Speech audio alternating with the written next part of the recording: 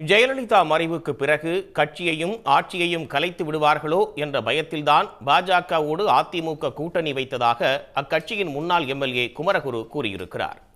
விழுப்புரம் மாவட்டம் அரகண்டநல்லூரில் நடைபெற்ற கட்சி பொதுக்கூட்டத்தில் பங்கேற்று பேசிய அவர், கடந்த நாடாளுமன்ற தேர்தலிலும் கூட்டணிக்கு வருமாறு பாஜகவிடமிருந்து மிரட்டல்கள் வந்ததாக கூறி பரபரப்பை ஏற்படுத்தியுள்ளார்.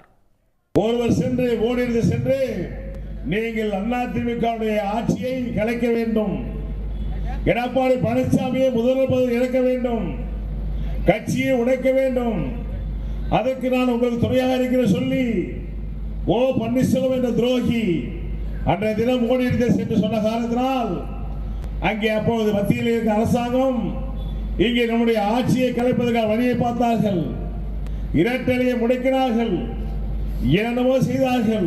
பாரதிய ஜனதாவோடு என் வேலை முடிஞ்சு போச்சு. ஏன் முடிஞ்சு போச்சு? நீ உன்னோட இருக்கின்ற என்ன காரணத்தை இருந்த என் கட்சியை அழிச்சிடுவ, ரெட்டலையை முறைக்கிடுவ, அதிமுக கட்சியை அழிச்சு சின்ன பின்ன ஆக்கிடுவ.